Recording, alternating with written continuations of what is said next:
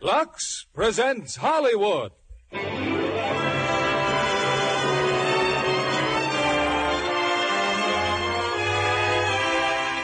Lever Brothers Company, the makers of Lux Flakes, bring you the Lux Radio Theater, starring James Mason, Bobby Driscoll, and Nigel Bruce in Treasure Island. Ladies and gentlemen, your producer, Mr. William Keighley.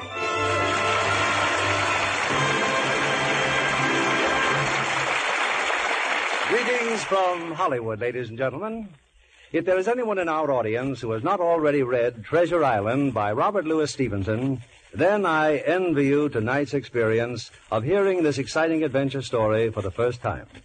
You'll make the acquaintance of one of the most famous characters in literature, that fascinating pirate, Long John Silver, and meet young Jim Hawkins, who lived an adventure such as all boys dream about. Treasure Island is also the first picture Walt Disney has produced without his cartoon characters.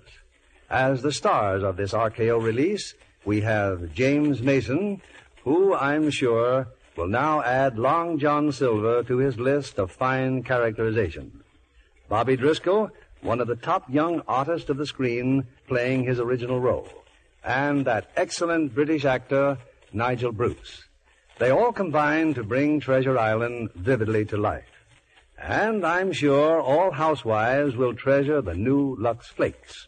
You know, it's hard to believe that Lux could be improved in any way.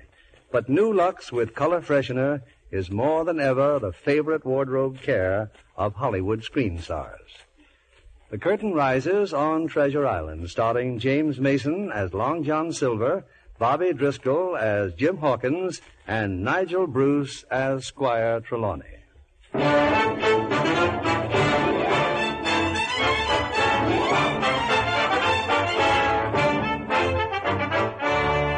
I am leaving for London in the morning. They have convinced me, the Squire and Dr. Livesey, that my education is in sad need of repair, that it is time I thought of becoming a gentleman. I am not reluctant to go. It will be a new world, and I will learn a great deal. But there is much I have already learned, and the thought that I may forget the past, the high adventure of my boyhood, has urged me in the writing of this journal. On the one hand, it was a needless labor, for how shall I ever forget Long John Silver and the voyage of the Hispaniola? On the other hand, time has a way of clouding the past, and it is a comfort to know that the whole story will always be here between the covers of this journal. The year was 1765, and then, as now, the Admiral Benbow Inn belonged to my mother. The wind still blows, the seas still crash, just as they did that late afternoon when the door opened and I saw a stranger on the threshold. Rum, boy. Glass double rum. Yes, sir. Rum, sir. Well, this is a quiet cove for certain. Much company, mate? No, sir. Not much, sir. Who'd be the owner here? My mother. She's gone into town, sir. Oh, you're all alone, eh? What's your name? Jim Hawkins, sir. And tell me, Jim, ever notice a seafaring man in this here grog shop? Name of Bones, mate. Captain William Bones. Bones, sir? No matter, boy, no matter. Just fill up the glass. He drank, threw me a coin, and left the inn.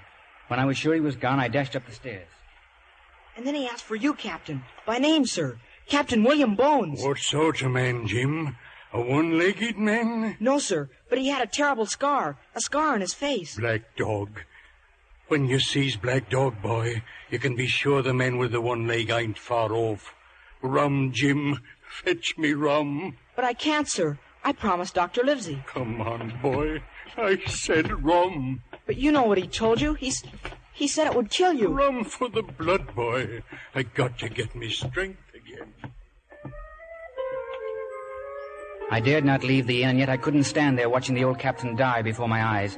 I'd have to go for Dr. Livesey. I ran to the door, but as I flung it open, a man loomed up before me. Before I could move, his fingers, like iron, closed on my wrist. Now then, boy, take me to Captain Billy Bones or I'll break your arm. The man was blind. In his free hand he carried a knobby stick, lifted now as if ready to strike. I led him across the room, but Captain Bones scarcely raised his eyes. He just sat there as in a trance. This is Captain Bones, sir. It's a friend come a-calling, Bill. It's Pew. Pew with a gift from your old shipmates. Blind Pew. He dropped a piece of paper on the table. Then he grinned and with no further word found his way alone out of the door. On the scrap of paper was a black spot and 2 words. Until dark, it says, Jim. The black spot.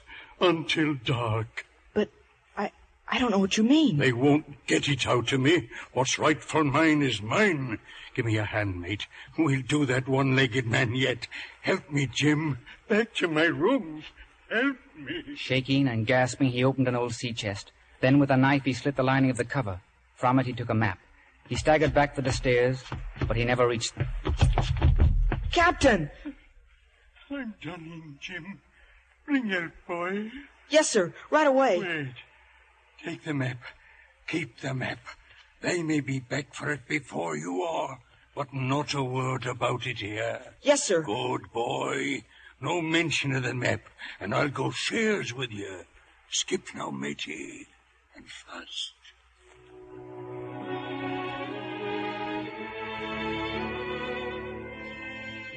It was dark when I returned to the inn with Squire Trelawney and Dr. Livesey. The place had been ransacked. We found Captain Bones on the stairs. He was dead. Well, Livesey, what's your verdict? He wasn't killed, Squire. He died of shock or rum. I wonder now what those rascals wanted of him. I think I can tell you, sir. Now that he's dead. It was this, sir. Bless old Jim, it's a map. Odds my life, look what it says, Doctor. Flint's map. Flint? Flint the pirate? How'd you come by it, lad? He gave it to me, sir. He said we'd share. Share what, Jim? Pirate treasure, Livesey. Flint's gold. Oh, come now, Why, Squire. everybody knows of the ships that he plundered, but our departed friend seems to be the only one who knew where the treasure's been hid. So that's what the scoundrels wanted. The map of Flint's treasure island. Oh, you're a trump, young Hawkins. Mark my words, you will share. Listen to this, Jim. Spyglass Hill, it says, bearing south-southeast to Finger Trunk Tree, thence 2 cables south. Go on, man, go on. There to larboard, due northeast to foot of White Crag, 10 paces east, just of 700,000 pounds. Bless my soul. Why, with favorable winds and a clue like this, we'll have Flint's gold within the year. And the 2 of you are coming with me. I'll fit out a ship, Oh, you speak for yourself, Squire. I have a practice. Hang your practice. Do you think I'd go to sea without a ship's doctor? Furthermore, you assume this map is authentic. Assume, do I? Then why were those ruffians here? And why is Bones dead? Tell the truth, Livesey. You're frightened. Scared as a rabbit. There's only one man I'm afraid of. Name the dog. Name him. You can't hold your tongue. Blast you.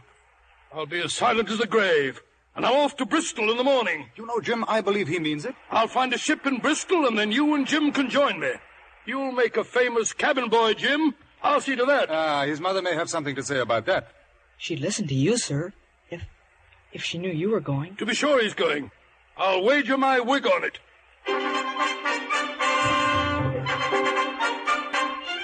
Squire Trelawney kept his wig.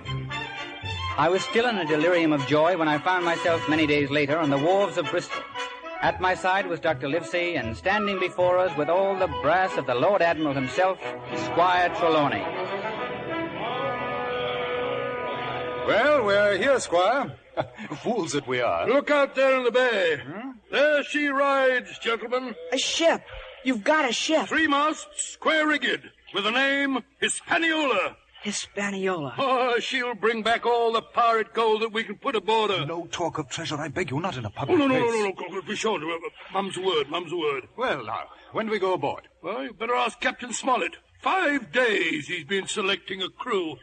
5 days. Cautious, Outrageous, eh? When I threatened to step in, he told me to hire a sea cook. So, by Jove, I did. A chef from Paris, I presume. Oh, none of your little jokes, Livesey. Fellow by the name of Long John Silver. I didn't waste good time poring over his credentials either. All I needed was the taste of his ham and his buttered eggs. That's his own tavern there over yonder. The Spyglass Inn. Follow us, Livesey, and judge for yourself. It was then I had my first sight of Long John Silver, a great bulk of a man, brown and leathery from years at sea, but he did not walk as sailors walk. and I soon saw why. His right leg was gone. He walked in a peg with a crutch, and suddenly I heard the voice of Captain Bones again. What sort of man, Jim? Was it a one-legged man? But if my fears were immediate, they were as quickly dispelled in the cheery greeting and the friendly manner of Long John Silver. Top of the morning, gentlemen. Sit ye down, if you kindly will. For you, Squire, kidney pie, piping out.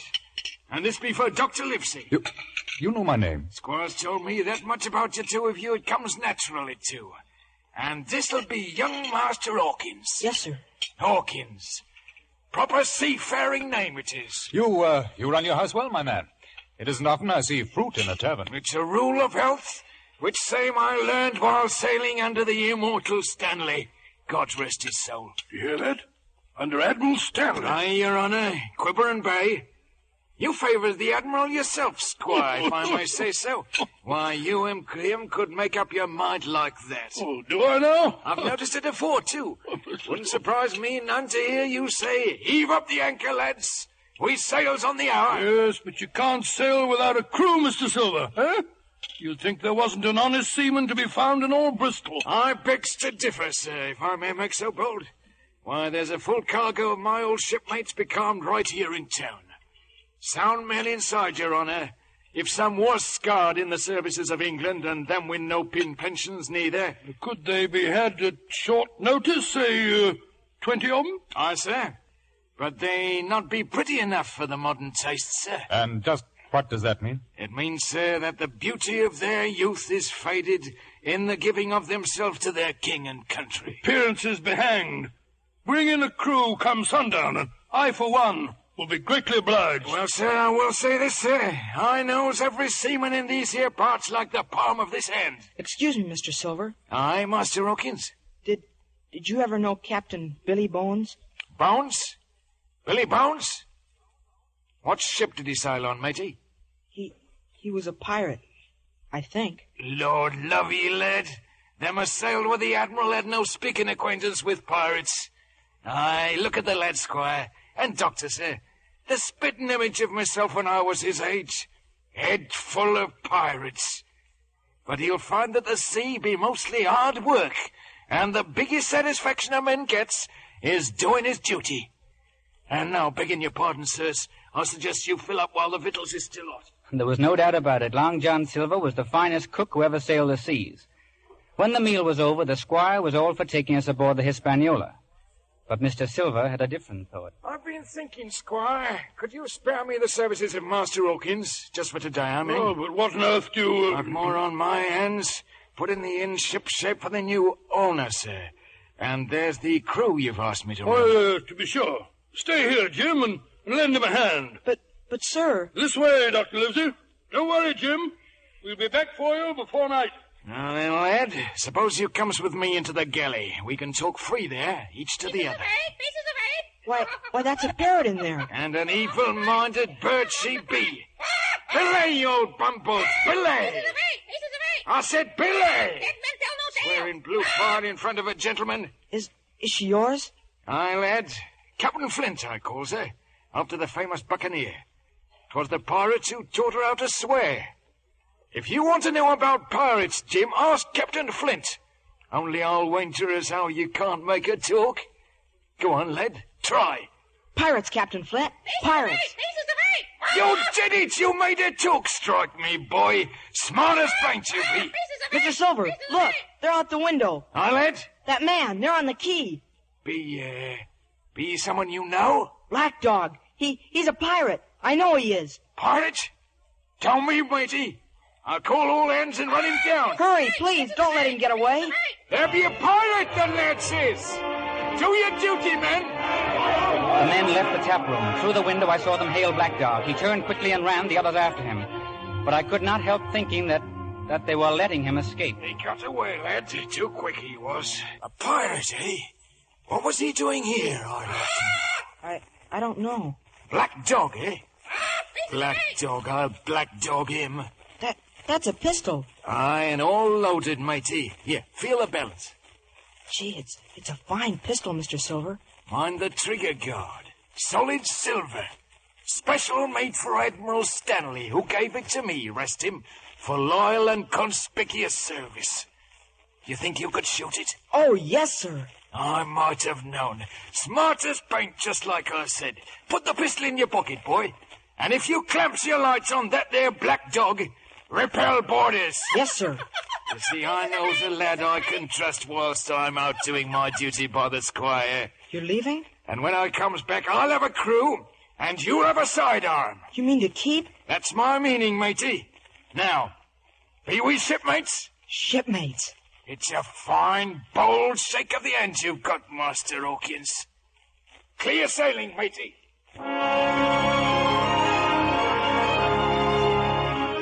He could move amazingly fast, wooden leg and all. And as I watched him striding down the street, I wondered if in all England there was another boy half so fortunate. Out in the harbor rode the good ship Hispaniola. Our voyage buried treasure, and Long John Silver was my friend.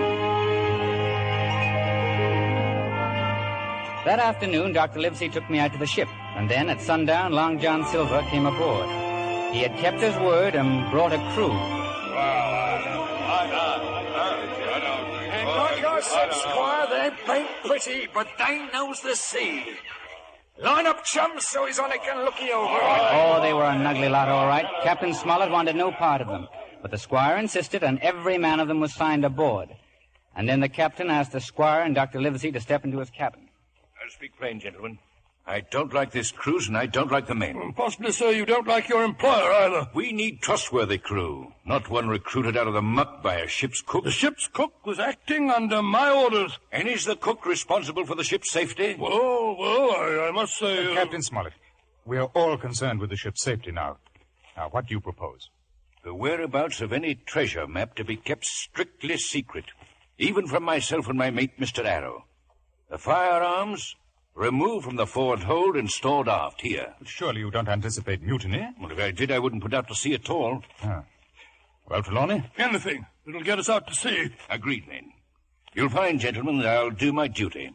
I can vouch also for Mr. Arrow, my mate, and the 5 men of the crew I had previously signed. And when can we sail? We should be ready by midnight. Oh, very well.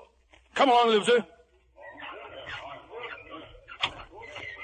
Hang it all, man. Why did you take the fellow's part? Because I think our captain's a very conscientious man. Well, I find his conduct un-English. Downright un-English.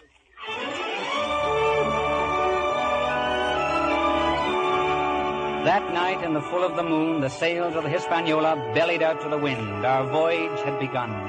I stood watching the lights of Bristol disappear, and then I was aware that someone stood behind me, and a hand clamped down on my shoulder.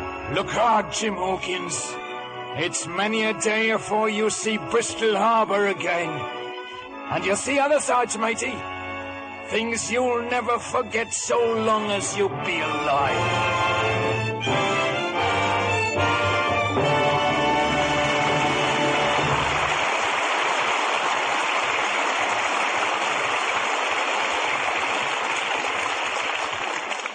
In just a few moments, our stars will return with Act Two of Treasure Island.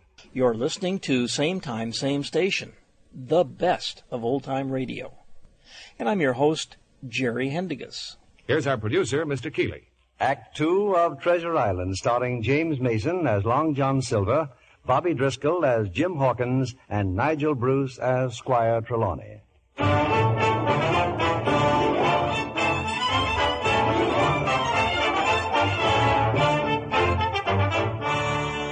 We'd been at sea for almost a month without incident until one afternoon Captain Smollett had reason to call all hands on deck. Mr. Arrow, the mate, had found a pistol on one of the seamen. Since this is the first offence, I shall let it go unpunished. But let it happen again, and the penalty will be 15 lashes. Crew dismissed, Miss Arrow. If one man was guilty, I was no less so. But I had a friend to turn to, Long John Silver. So I'll have to turn in my pistol, too, won't I? You know, yeah. It'd go hard with Long John if you was to turn it in now. But why? Well, here's a captain with a suspicious turn of mind, and here I am, handing out firearms to an able-bodied seaman like yourself. But I do no harm with it. Would you keep it out of sight? Oh, yes, always. And you ain't given to no rum drinking neither, are you? Oh, no, sir. No quarrelsome neither. So's my advice, Jim Hawkins, is keep the pistol and no heart to nobody. Whatever you say, I'll do. Thank you, mate. Thank you. 15 lashes, just 'cause I wants to protect myself. Avast! It's time you learned, George Merry, just who is captain and who gives the orders. A captain it was, a captain wouldn't have that mite around sticking his nose in the forecastle business. You'll lay a finger on Mr. Arrow and you'll answer to me, George. Personal. Mr. Arrow be a friend of Long John Silver, and I plans to take care of him. Be that clear to you, mates? He'll obey you, John. Even before Mr. Arrow, I guess. Was you and me worth our salt, matey? We'd think out of a way to sweeten Mr. Arrow's disposition. Like something special for his supper. A plum pudding, maybe, for a cold, stormy night. Stormy night? She's clouding up, Jim. We'll rock proper come evening. Only plum duff ain't no better than bilge water without rum. Can't you get rum for cooking? And have Captain suspect me of sneaking double grog? Then why don't I ask Squire for some? Without Captain knowing? I'm sure I could. Blow me down, you're a good un, Jim. I seen that from the start. Get the rum, boy. Bring it below. We ran into weather that night just as Long John said we would. The crew and the forecastle were slow to change watch. Mr. Arrow came below to rouse them out. Stop it, watch on deck. Lightly now. Stop it, watch on deck. Mr. Arrow, could you spare me a moment, sir? Well? If you'll step in the galley, sir. Plum duff. Made special for you, sir. I'm obliged, Mr. Silver. Then have your fill, sir. And this here bottle is what gives it its flavour. How full it is, so sweeten it, sir, to suit your taste. Aye, sir. To suit your taste.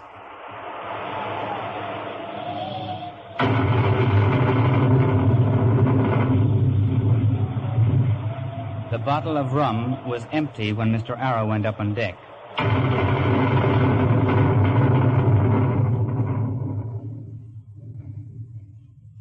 By morning, the storm was over.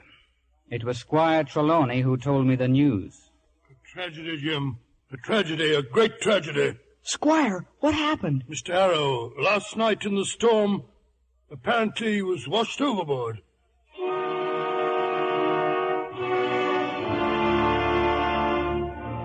The Hispaniola sailed on, and even I began to wonder if this long voyage would ever end. It was a sailor named Gray, one of the 6 recruited by Captain Smollett, who gave me hope. Don't fret, boy.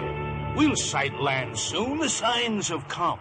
What signs, Mr. Gray? For one thing, the crew's turned quarrelsome. Then the beer's all gone, and water kegs crawling.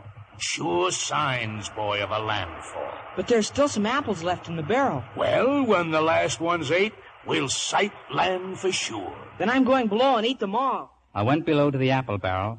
It was a huge barrel, and being almost empty, I found I had to climb in to get at the few that were left. A moment later, I heard voices, the crew, and among them, Long John Silver. Hey, these are the men. Make 'em walk the plank. Make 'em walk the plank. Well, what are your evil thoughts? We can take this ship right now. What are we waiting for? Aye, since me and Anne's joined you, the only ones on the captain's side is Gray and Joyce and Hunter. And I say cut their throats. And I say there'll be no killing till I gives the word. You're growing soft, John. When we was with Flint, you was all cut and ripped. You thick-headed swab. Who got rid of Arrow so quiet no one even suspected? Not even young Hawkins, who brought me the rum for the job. And who'll get you the firearms the same way when the time comes? All we want to know is what we're waiting for. We're waiting while a first-class navigator like Captain Smollett saves this here bumboat to our destination. We can steer a course, but who's to set one? Such being the case, you wait till I give the signal. Eating forecastle grub while them in cabins has meat and wine and rum. When a thirst be upon you, George Merry, bite into an apple real savage. I've a mind to chew one now, myself. There be the bear, old John, but you got to reach for him now. You just drop a knife on one, Mr. Hands, and plucks it out. I heard his knife slip out of the sheath. I saw the blade poised over me, but it never descended. On deck, Mr. Gray had sighted land.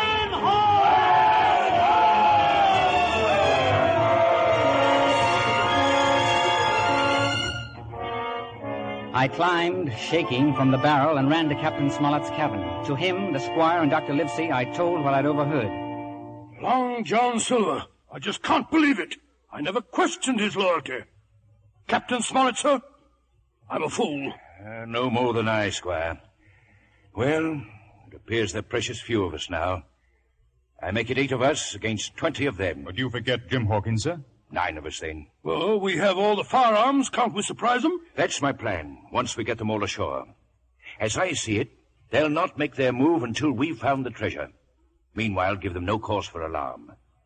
Jim, you've brought us this warning. I wonder, can you do it a second time? Could you keep your ears open, lad? Stay friends with Silver? Stay friends with him, sir? Well, can you, boy? Yes, sir. I'll stay friends with him. Good lad. Well, I'd best call all hands and see about an anchorage.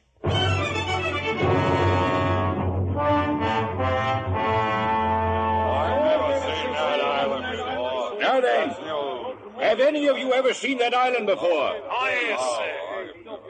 I was cook once on a trader as watered here. Do you remember the anchorage, Mr. Silver? Yonder, sir. There in that inlet. You give me a strong pull with the longboat, and I'll guide this ship in like a lamb. Good. Stand by to drop anchor and lower the boat. Any questions? If you please, sir, could I go along with Mr. Silver? Well, Mr. Silver? I'd be that happy to take him, sir. Young Hawkins could try his hand on the tiller. Permission granted.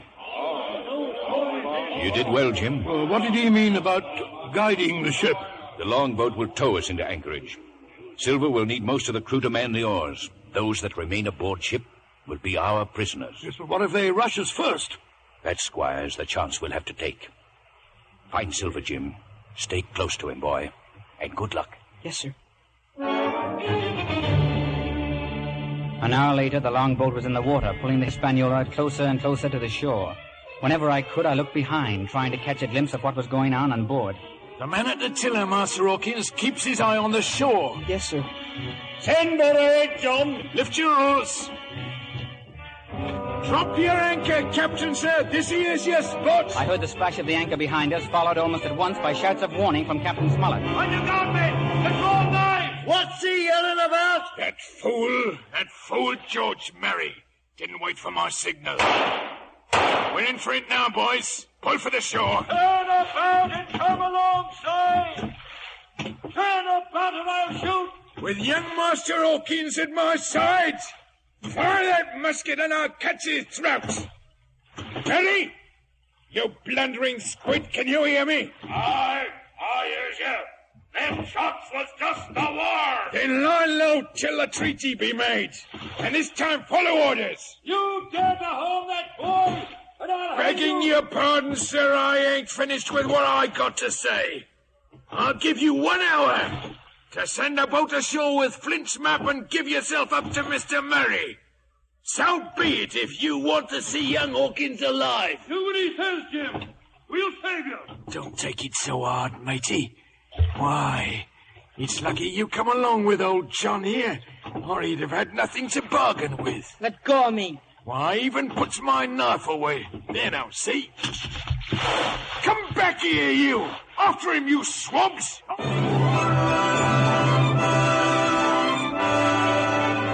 I had jumped into the shallow water and struggled for shore. It was heavily wooded beyond the beach, but how long I could elude them, I didn't know. I could hear them crashing through the brush after me. But gradually the sound of my pursuers grew distant. They'd gone inland, and later a wisp of far-off smoke revealed they were making camp. As I turned for the shore, something sprang at me from the bushes. It was a figure out of a nightmare. I drew the pistol Silver had given me and... No! Don't shoot! Don't! I'm poor Ben Gunn, I am. You wouldn't harm poor Ben Gunn. Out of my terror, I saw a human being, scrawny, long-haired and bearded, his bones covered with pieces of tattered canvas.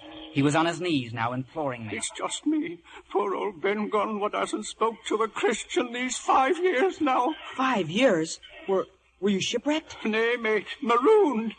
Tell me, that ship, would that be Flint's ship? No, Flint's dead. But I seen his men. I seen them come ashore. Some of them are Flint's men, but they got aboard by trickery. Aye. And is there among them a man with 1 leg? Long John Silver. And I hate him. Oh, he's come back. I'm as good as dead. It was him as marooned me here. What be your tack now, young master? Well, if you could help me row a longboat. Boat, says you. Then gun's your man, says I. What might you call yourself, mate? Jim. Well, now, Jim, you just follow Ben Gunn. Not a sign of anyone on the beach, Squire. Not that I can see. Oh, pray God the boy's still alive. What about the stockade at the end of the cove? It appears empty. Without arms, I'm sure those cutthroats went inland. Well, behind that stockade, we'd stand a chance of rescuing young Hawkins. Precisely. We'll leave 2 men aboard. There's no way our prisoners can reach the deck. 2 men will suffice. We'll load the jolly boat with supplies and come back and forth to relieve the guard. Good. And let's be at it. Stand by, Mr. Gray, to stock the jolly boat. Ben Gunn had led me to a cluster of rocks. Carefully hidden among them was a tiny boat. Made her with me old hands, I did. Bamboo, Jim, and goat skins. But first, says I, we'll see if the ghosts be cleared of Flint's men. It was then we saw the jolly boat heading for shore. They were coming for me. I'd be saved. Coming ashore, says you. But what might that be, says I? There on the ship, look you, Jim. Men crawling out of the portholes, climbing up to the deck. It was all too true. The prisoners trapped in the forecastle were escaping through portholes. There were a few shots and silence. Then from the mainmast I saw the skull and bones catching the breeze. Silver's men had taken over our ship. By now, our friends in the jolly boat had reached shore and rushed for the safety of the stockade. Meanwhile, Silver had led the men on shore back to the beach, back to the longboat, out of range of the stockade. Unmolested, they were making their way to the ship. Now they'll get the guns and the ammunition and the food. Everything but the map. Map? Says you, what map? Never mind. Come along, Ben. No. My friends won't harm you. I promise. If your captain wants to see Ben Gunn, tell him to come tonight, alone, to the top of Spyglass Hill, and tell him this. Them as hides can find, and them as finds can hide. In the stockade, I was welcomed as one returned from the dead. I told them at once of my meeting with Ben Gunn. And what's your opinion, lad? You think this creature's sane? I think he is, Squire. Why would he want you to come after dark, Captain Smollett? Safety, of course. Right now, we may expect visitors ourselves. They're coming from the ship, Captain. Aye. The longboat's full of them. Can you load a gun, Jim? Yes, sir. I think so. Let them come, by Jove. They'll find us ready for them. There's Silver, sir, with a flag of truce. Truce, eh? Take your positions, men. I'll see what he wants. Open the gate, Mr. Gray. Aye, sir. Now close it. And shoot with the first force move. Flag of truce, Captain, sir. Flag of truce. And what does that mean, Mr. Silver? Captain Silver to come aboard, sir, and make terms. Captain Silver? Who's he? It's me, sir. Those poor lads yonder have chose me captain, sir, after your desertion of the ship. Stay under cover, lads, and wait for me. Open the gate, Mr. Gray. You'll have patience, Captain, sir, seeing as how I makes me way on but one pin and a crutch. Aye, a sweet, pretty place you have here, to be sure. And there's Jim. I'll be my little matey, eh? I have nothing to say to you. And Squire and Doctor. Well, sirs, the long and the short of it be this. I has the ship, I has the men, I has the armaments. Only what I ain't got be Flint's map. So here be my terms. You give us that there map and you can keep your lives. We'll divide the stores and I gives you my affidavit to stop the first ship I sees and send it here to pick you up. Your word, Silver? And somehow you couldn't ask for. Then here are my terms. If you come here one by one, unarmed, I'll clap you all in irons and take you home to stand fair trial. Well spoken, Captain Smollett. Now listen to me, John Silver. You can't find the treasure, you can't sail the ship, and your cardless scum can't fight. So get out of here. Double quick. So be it, Captain. And Squire, so be it. But before an hour's out, you'll be begging help from me. And them what die will be the lucky ones.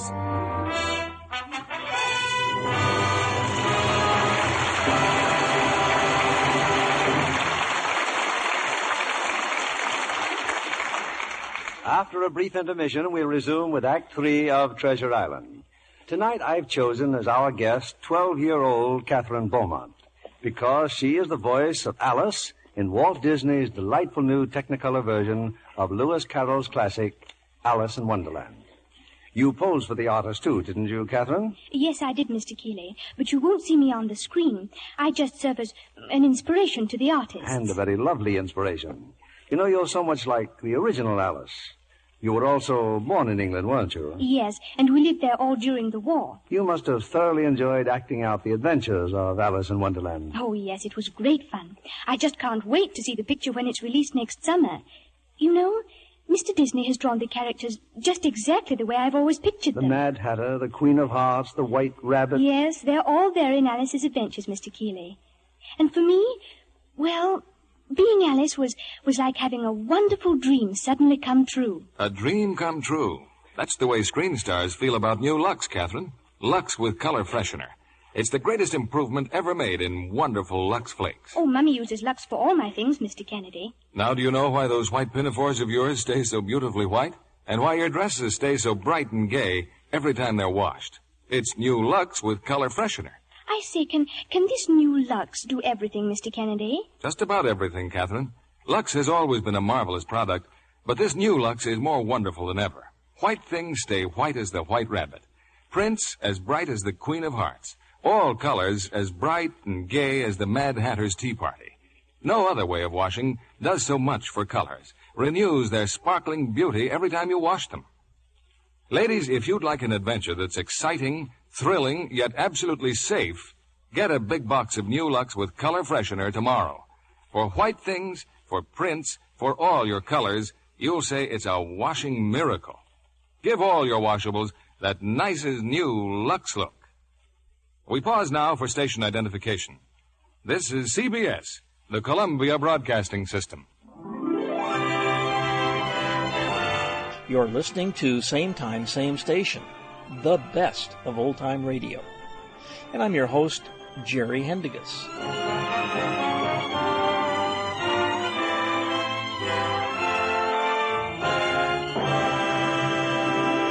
The curtain rises on Act 3 of Treasure Island, starring James Mason as Long John Silver, Bobby Driscoll as Jim Hawkins, and Nigel Bruce as Squire Trelawney.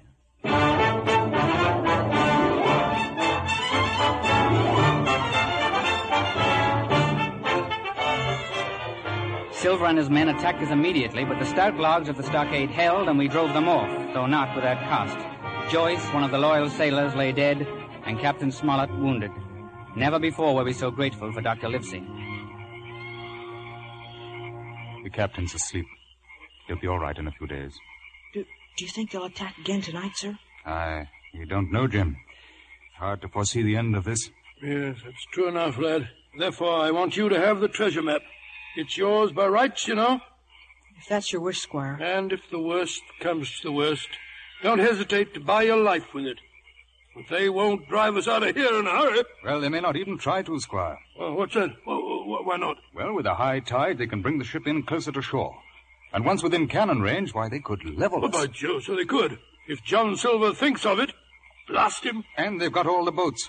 Otherwise, I'd try to get to the ship and cut the anchor rope. But if we can't stay here in the stockade... Jim, you spoke of Ben Gunn and a meeting tonight. Perhaps he knows a place where we can hide. I'm sure he does, sir. I'm sure he does. And I'll go looking for Mr. Gunn within the hour. I, too, had a plan. Under cover of darkness, I slipped unnoticed from the stockade and reached the rocks where Ben Gunn kept his little boat. In my belt was a knife. I paddled silently out of the Hispaniola, climbed to the deck, and cut the anchor rope.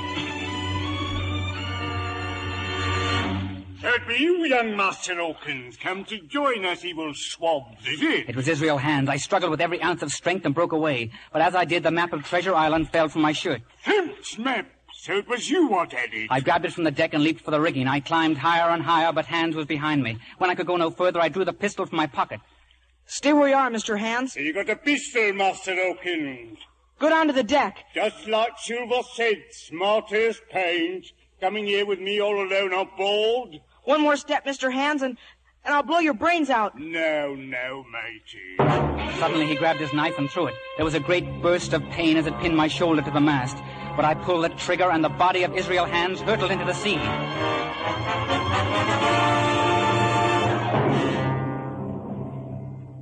I clung to the ropes and pulled out the knife, but for moments after I was unable to move. And then I saw that the tide was carrying the ship toward shore. Somehow I climbed down and made my way to the beach. Dr. Livesey. Squire, it's me, Jim. Open the gates. Please, Dr. Livesey. Strike me, it's matey. It's Jim. Silver. I must have fainted. When my senses returned, I was in the stockade. My friends were gone, and in their places stood Long John Silver and his cutthroats. But I made no move to let them know I could hear their talk. He'd been bleeding bad. Someone binked him for certain. Save me from cutting his throat, the little swab. Avast, George Murray, stand clear. Avast, is it?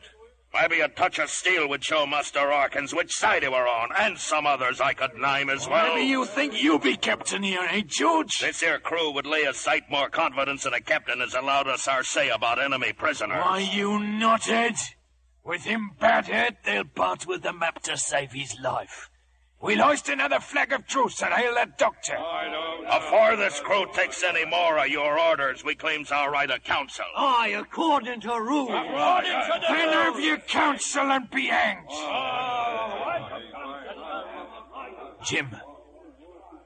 Jim, can you hear me?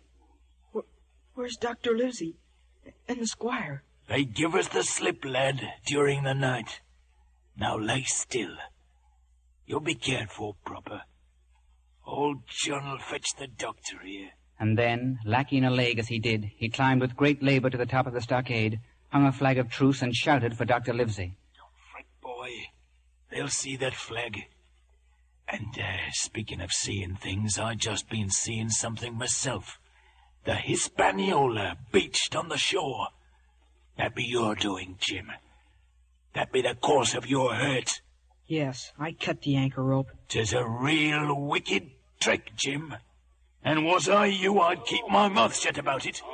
We finished counsel, Mr. Silver. This be for you. A piece of paper, is it? With a spot of black on it. And the word deposed. Wrote very pretty, George. We're choosing a new captain, and do they vote me in, I'll see. There'll be no voting until the treasure map be disposed of. Until then, the black spot ain't worth a biscuit. Map or no map, we ain't giving up no hostage till we lays hands on treasure. And I'll be here to find same without the map. Silver! Silver! It's him, the doctor. He's seen the flag. And I too, all of you. It's young Hawkins, sir. He be hurt. If Jim's there, bring him out of the stockade. If I set you out yonder, Jim, do you give me your affidavit not to slip cable?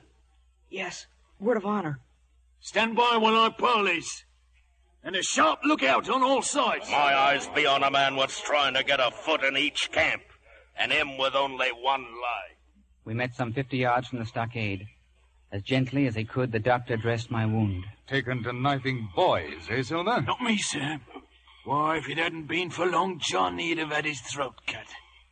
He got aboard that Hispaniola, sir, which same he's gone and beached. He's what?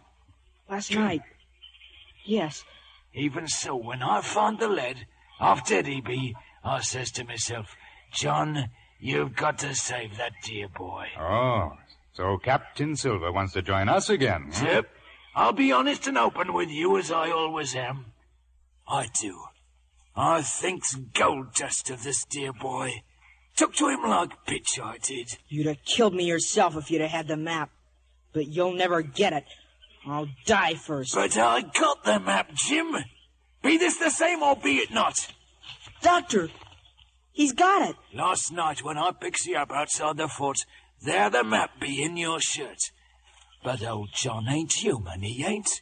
He didn't care about saving his little mate's life. All he wanted was this here map. And what good's a treasure without a ship to haul it? And what good be a ship, sir, if only to haul me to the hangman? Now, was I to further preserve young Hawkins' life, do you think you could save mine? You can save Jim? I could guard the boy from them there scum. But they'll not give up till they seize the treasure dug. Hmm. I want to speak with the boy alone. Speak and be welcome. I'll stand off. Jim, I don't know how you managed to save us that ship. But I lost the map. Your safety's far more important. Now, listen. I'll make a quick break to draw their fire. And then before they have time to reload, start running for the woods. The woods, sir? Yes, we're with Ben Gunn. He knows a dozen hiding places. No, I can't. I gave Long John my word. They would have killed me. They would have killed me long before it hadn't been for him. But, Jim, don't... Yes, perhaps you're right. All right, Silver? Aye, sir. Now, you stay close to this boy. If we get out alive, I'll do my best to save you. You couldn't say more, was you, my own mother? No, heaven forbid. Good luck, Jim. Back in the stockade, Long John Silver told the men he had just got the map from Dr. Livesey. And now, by Santa, I will resign. Elect anyone you please to be your captain. I'm done with you. At once the treasure hunt was underway. They followed the map with unholy care, and in a frenzy they started to dig, clawing at the ground like animals. In a matter of minutes they struck the chest. Wild-eyed and gasping, they heaved it to the surface and broke it open.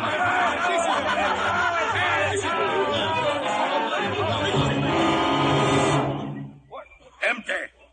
It's gone. Treasure's gone. Stand by for trouble, Jim. Look, 1 dirty guinea, and that's all. There's your 700,000 pounds, Mr. Silver. Hardly worth dividing, is it, Joe? So you did make a bargain with the doctor. They've been here first. Look at his face, mate. You can see it in his face. Kill him. He sold us out. I'm one against the lot of you.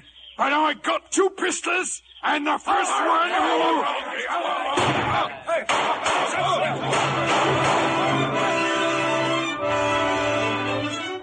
Long John Silver had fired only once. The other shots came from Dr. Livesey, the Squire, Mr. Gray, and Ben Gunn. Unprepared for this sudden attack, the pirates were now our prisoners. Ben Gunn! To think it was you what done me. How do, Mr. Silver? Pretty well, I thank you. What happened to Flint's gold, says you? Ben Gunn's cave, says I. Cave? What cave? That's true enough, Jim. That's where we've been these many hours. It's all I'll add. A treasure beyond dreams. Save 1 dirty guinea. So it was, just as the squire said, treasure beyond dreams. First came the task of taking our prisoners to the Hispaniola, then the matter of loading the treasure, and after that, back to shore for Long John Silver. I've been thinking, Captain Smollett, as to how you'll ever clear the vessel and get her out to sea again. High tide in a stretch of canvas, and she'll float off whenever we've a mind. Yes, and that brings us to your fate, Mr. Silver. I stands as ever, sir, ready to do me duty. And happy I am to think I had some small hand in saving young Master Hawkins. And does that clear you of the crime of mutiny? Please, Squire. He did save my life. Then, my boy, you're free to testify on his behalf. He'll have a fair trial in Bristol. And now, Captain, I'll take this scoundrel back to the ship and clap him in arms. But not alone, Squire. Mr. Gray, you and Jim, take them in the longboat. Not a move out of you, Silver. Only a monkey shines, mind you. Would you permit a word, sir, with matey? Talk your fool head off for all I care. Thank ye. Thank ye kindly, sir. Jim, lad, I'm thinking of Captain Flint, I am. She be still in the stockade. Will you take the parrot, boy? Only remember she can't abide a cage. None of us likes cages, Jim. I couldn't, Long John. You be fond of the bird, bain't ye? I'd like to keep her, but she'd only remind me of you. Well, no matter. Though I would dearly love to leave a trinket to a lad I respect. Keep your hands in plain sight, Mr. Silver. Me answer? They'd just be patting the boy, sir. Oh, even so, Look out! He's got my pistol! Put that down! Put that gun down! Put it down! Patting him I was, sir, and what should I come up with but this? Now, drop your oars! Into the water, Mr. Gray! Jump and swim for it, you too, Squire! Confound you! I'll have you hanged on the ship! If I may make so bold, sir, I'm borrowing this longboat. So, over you go. Oh, you monster! How can I swim to shore? Just spread your blubber, Squire. Might be as you can float. As for you, Jim. I'll jump. You don't have to tell me what to do. Belay now. I can't row and steer both. So I'm asking you to set me a true course through the channel, and I'll put you off on yon piece of rock. And if I don't... It's the last thing I'll ever ask of you, matey. I took the tiller. I sat in silence as he rowed desperately. It was a narrow channel. Finally, I saw my chance. I yanked the tiller and drove the boat into a sandbar. You put us on the bar. Climb over and shove me off. I'll take no orders from you. And you can't do it yourself, can you? Not with one leg. You put me on here and now you'll shove me off. Or by the powers, I'll crack your neck. They're coming after me in the jolly boat. And they'll take you, and I'll hang you for your crimes. I'll take you to Bristol and... They can't. They can't hang you, John. Jim, boy. Jim. That's it, lad. Shove her nose out. I must have knowed you'd never let him hang your own shipmate. I'll hoist a bit of sail out yonder. I'll make it safe enough. Goodbye, matey. Good luck to you.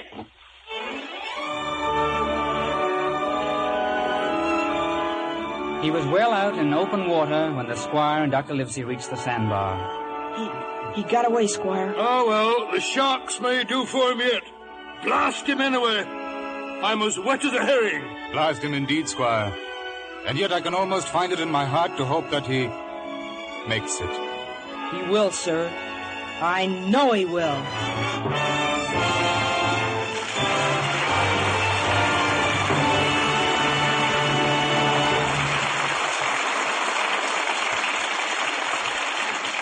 Before our stars return for their curtain calls, here's Libby Collins with the movie news of the week. News about two premieres. First, one of the most important Hollywood premieres in recent years.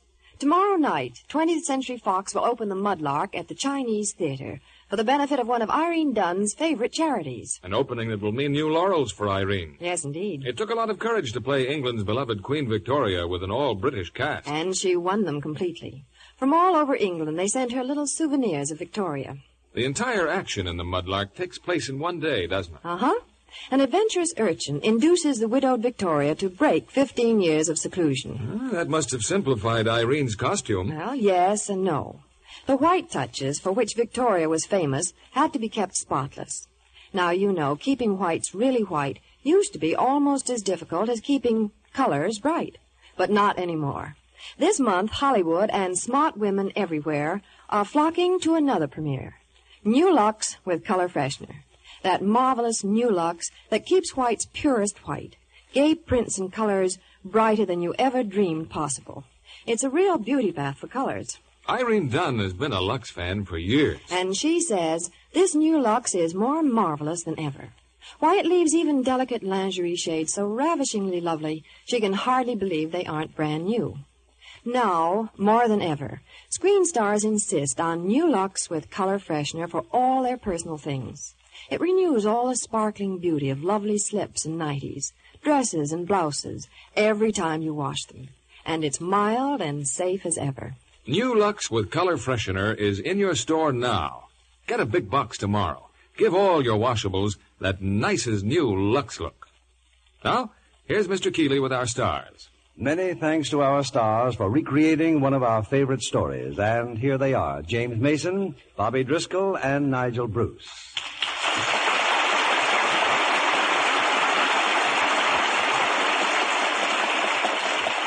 Bobby, you've appeared in Walt Disney's pictures before, haven't you? Oh, yes, but I didn't like playing in them as well as Treasure Island. Why was that, Bobby? Well, they had animals in them. You know what scene stealers they are. Oh, yes, we know all about little scene stealers, don't we, Nigel? Yes, here we do. You know, Bobby, I first played Squire Trelawney in 1934. It's a great story of England, Treasure Island. Tell me, Bobby, how did you like England where you made the picture? Oh, just fine, Mr. Bruce. It was quite an experience. And how about the Lux Radio Theater? Did you enjoy playing here, the rehearsals and all? Oh, just fine. Except in England, after the rehearsals, we always had tea. Well, here, Bobby, we all have Lux Flakes. I think that's a much nicer arrangement, don't you? You know, you're becoming quite Americanized, James. I understand that you've named your new picture company after one of their cities, Portland Pictures, isn't it? Yes, Nigel, well, indirectly, yes. It's really named after my young daughter, Portland, who is named after her godmother, Portland Hoffer, who in turn is named after Portland, Oregon. It's a little confusing, isn't it? Well, it is a bit, old man. Yes. Incidentally, our first picture production is A Lady Possessed, adapted from my wife's best-selling novel. You certainly have a talented family, Mr. Mason. Now, you're pretty talented yourself, Bobby. Acting, athletics. And don't forget, I'm a Boy Scout. I was one once, Bobby. Oh? About 80 years ago.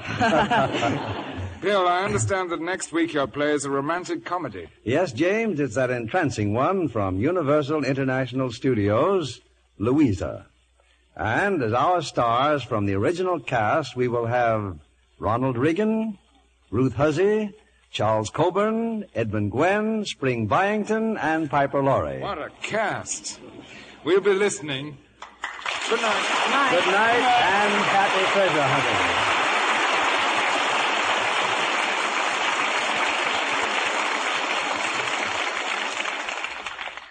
Here's the bargain of the year.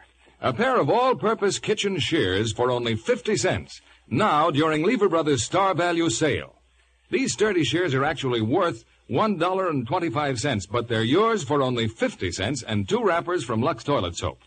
You'll find dozens of uses for these heavy-duty shears. They're wonderful for cutting cardboard, twine, fabrics, and flower stems, for cleaning and boning fish, cutting up chickens, even opening bottles and cracking nuts. They'll last for years, and you can have them for only 50 cents, plus 2 wrappers from Lux Toilet Soap. Send coin and wrappers with your name and address to Shears, Box 16, New York 46, New York. Order several pairs. They make grand shower gifts, marvelous bridge prizes. I'll repeat that address. Shears, Box 16, New York 46, New York. For every pair ordered, send 50 cents with 2 wrappers from Lux Toilet Soap. This offer expires March 31st. Send for your all-purpose kitchen shears today.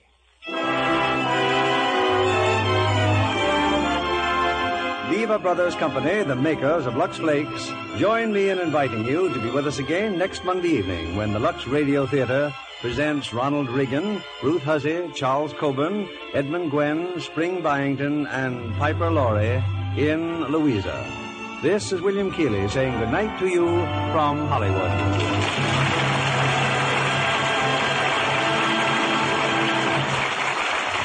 Ladies and gentlemen, may we remind you that United States savings bonds are still your best investment. They're both safe and profitable, and you can buy them easily through your payroll savings plan. You'll be helping both yourself and your country when you buy United States savings bonds. Treasure Island was presented and Bobby Driscoll appeared by special arrangement with Walt Disney.